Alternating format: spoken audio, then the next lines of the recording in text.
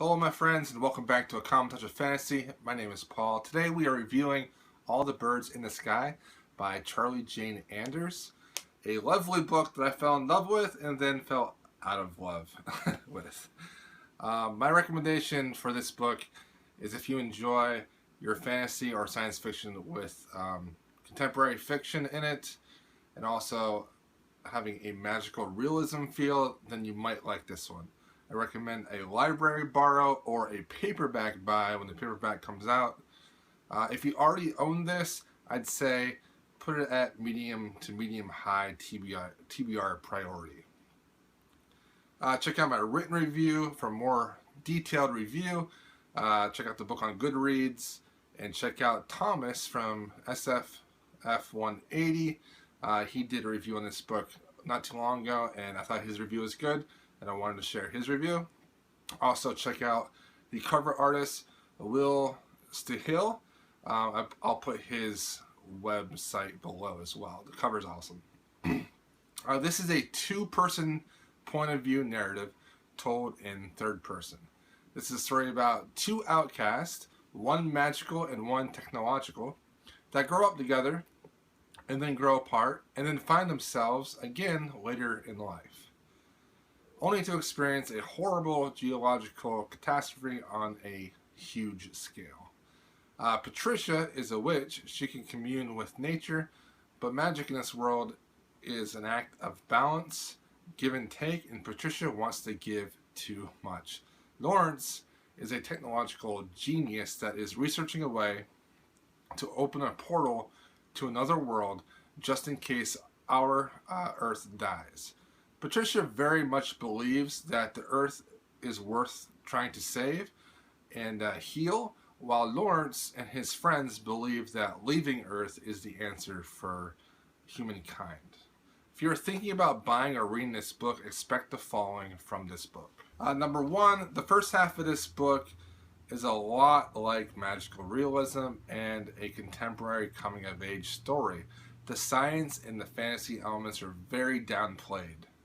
Number two, Patricia and Lawrence are outcasts growing up and bullied constantly. I connected to this, but it might be overly done for some readers. Not to mention that these two characters have no strong adults in their life, but they end up becoming highly successful. Number three, the magic is really cool in this book. There is a type of magic called trickster magic where you basically have to give something up for the magic to work. I had a hard time identifying if the magic in this world and in this book was actually a good thing to use or not, and I actually really liked that. Number four, the second half of this book has these characters as adults with some flashbacks of the in-between years of them being kids and adults. They meet each other again and they fall in love with each other. The second half of the book's fantasy and science fiction elements are more prevalent and less downplayed than the beginning of the book.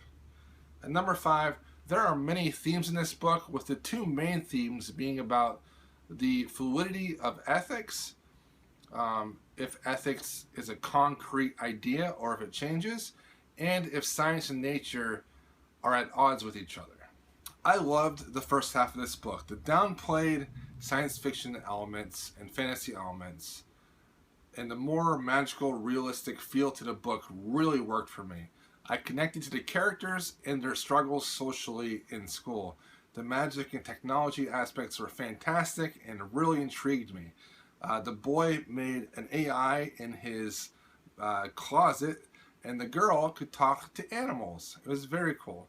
The writing was solid and really imaginative. I was ready to give this book a 5-star rating if it kept up the quality that was in the first half of this book. The second half of the book was a bit of a letdown. I did not like the use of flashbacks to tell the reader what happened in between the last time we saw the characters and now. The science and fantasy elements in the second half were way too much compared to the first, and the plot seemed a bit convoluted, as Anders didn't really know which theme she really wanted to dwell on. I was not a fan of Lawrence and Patricia becoming romantic, and I really thought that they should have been friends only, just good friends, and I think that would have been a better message for the reader. The magic was really dark and mysterious, and I had a very hard time deciphering if the magic was good or bad, but I actually really liked that. There are a lot of plot points that were very much ignored in the second half as well. This was possibly going to be one of my favorite books of the year at first. And as I kept reading it, it became more average, and by the end, it was just an average, likable book for me. I gave this a 3 out of 5. For plot, I gave it a 3. For characters, I gave it a 3. For setting and world building, I gave it a 3. For writing style, I gave it a 3. And for heart and mind aspect, I gave it a 3. I liked it, but I was just disappointed in the end. I will definitely check out more of her books, though, in the future. Thank you for watching. Please like, comment, and subscribe, and I'll talk to you guys some other time.